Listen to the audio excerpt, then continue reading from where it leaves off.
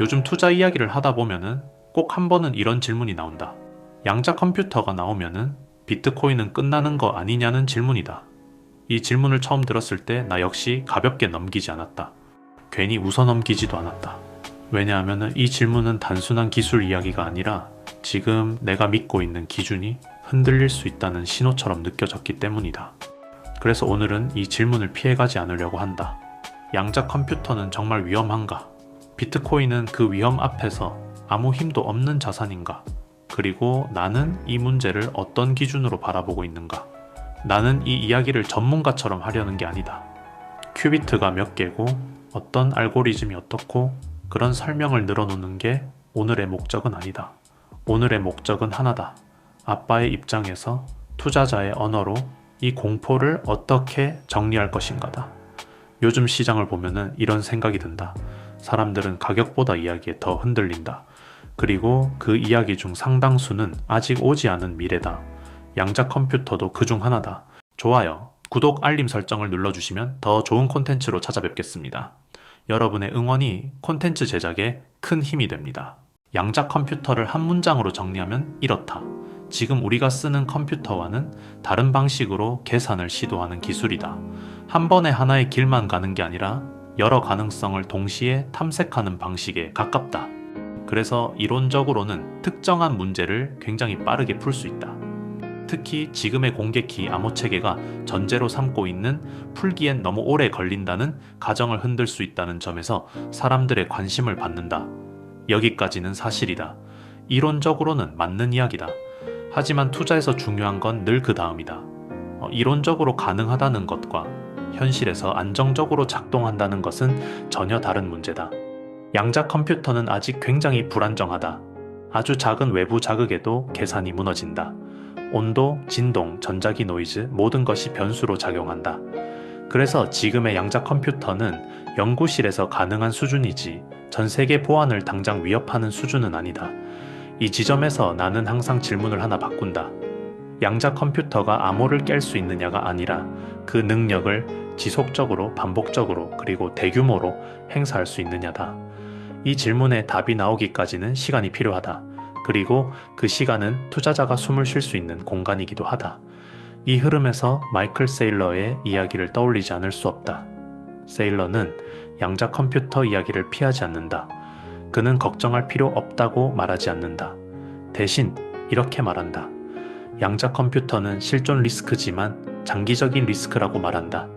이 말이 중요한 이유는 공포를 부정하지 않으면서도 그 공포를 지금 당장의 패닉으로 끌어오지 않기 때문이다.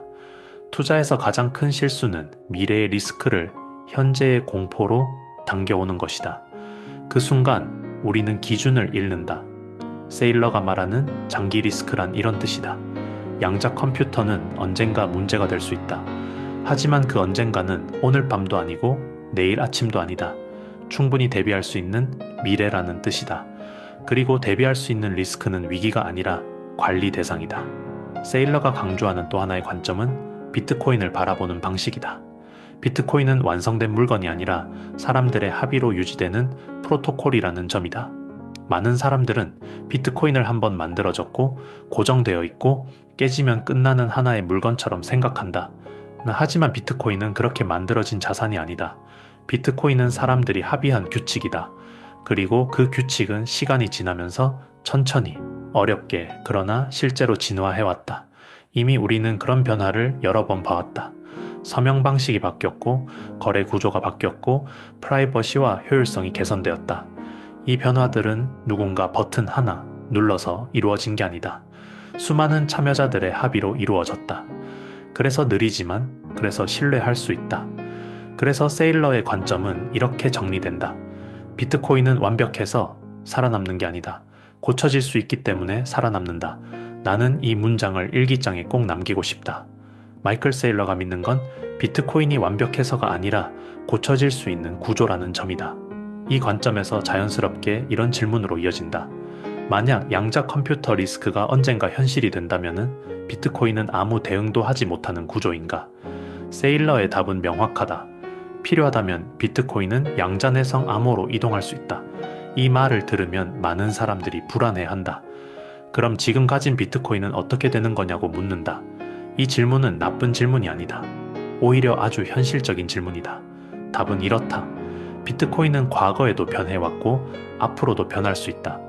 다만 그 변화는 기존 참여자들의 자산을 한순간에 무너뜨리는 방식이 아니다. 그리고 중요한 사실이 하나 더 있다. 양자 컴퓨터 리스크는 비트코인 하나만의 문제가 아니다. 은행, 정부, 군사통신, 인터넷 전체의 문제다. 그래서 이 문제를 다루는 주체는 비트코인 커뮤니티 하나가 아니다. 이미 국가 단위에서 움직이고 있다. 미국은 이미 양자내성 암호 표준을 준비하고 있다. 이건 연구 단계가 아니라 전환을 위한 기준을 만드는 단계다. 이 기준은 은행이 따르고 기업이 따르고 군사 시스템이 따른다. 여기서 중요한 건 이 움직임이 비트코인을 지키기 위한 게 아니라는 점이다. 국가 시스템 전체를 지키기 위한 움직임이다. 그래서 나는 이렇게 정리한다. 양자 컴퓨터가 비트코인을 먼저 깨는 세상이 온다면은 그 전에 이미 국가 시스템이 먼저 흔들렸을 것이다. 빅테크 기업들도 이미 움직이고 있다. 이 기업들은 비트코인을 지지하지 않는다. 어떤 기업은 비트코인을 싫어하기도 한다. 그럼에도 불구하고 이 기업들은 양자내성 암호를 테스트하고 적용하고 있다. 이유는 단순하다. 위험이 보이기 때문이다. 그리고 대비할 시간이 아직 남아있기 때문이다. 여기서 나는 투자자로서 하나의 기준을 세운다. 비트코인만 혼자 대비하고 있다면 불안해야 한다. 하지만 국가, 기업, 개발자 커뮤니티가 같은 방향으로 움직이고 있다면 그건 공포가 아니라 흐름이다. 비트코인 개발자 커뮤니티도 마찬가지다. 이미 암호 구조를 바꾼 경험이 있다.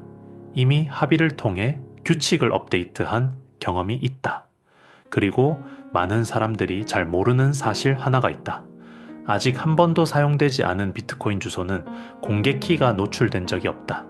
공개 키가 없으면 양자 공격의 대상이 되지 않는다. 이 사실을 모르면 공포는 더 커진다. 그래서 나는 다시 투자자의 질문으로 돌아온다. 이 리스크는 갑자기 터지는가 아니면 단계적으로 드러나는가? 양자 컴퓨터 리스크는 단계적으로 드러나는 리스크다. 그 말은 대응할 시간이 있다는 뜻이다. 그래서 나는 이 리스크를 패닉의 이유로 쓰지 않는다. 기준을 점검하는 계기로 쓴다. 나는 자산을 고를 때 항상 이 질문을 한다. 이 자산은 시간이 지나도 규칙이 유지될 수 있는가? 비트코인은 가격은 흔들리지만 규칙은 쉽게 흔들리지 않는다. 양자 컴퓨터는 가격을 흔드는 이야기는 될 수 있어도 지금 당장 규칙을 무너뜨리는 힘은 아니다. 그래서 나는 오늘도 가격이 아니라 구조를 본다. 뉴스가 아니라 흐름을 본다. 공포가 아니라 시간을 본다. 이게 내가 아빠로서 비트코인을 바라보는 방식이다.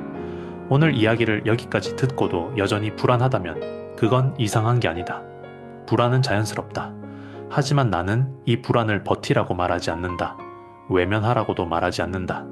대신 이해하라고 말하고 싶다. 이해하면 공포는 기준으로 바뀐다. 기준이 생기면 시장은 더 이상 나를 끌고 다니지 못한다. 나는 내 아이에게 완벽한 자산을 물려주고 싶은 게 아니다. 완벽한 판단 기준을 남기고 싶다.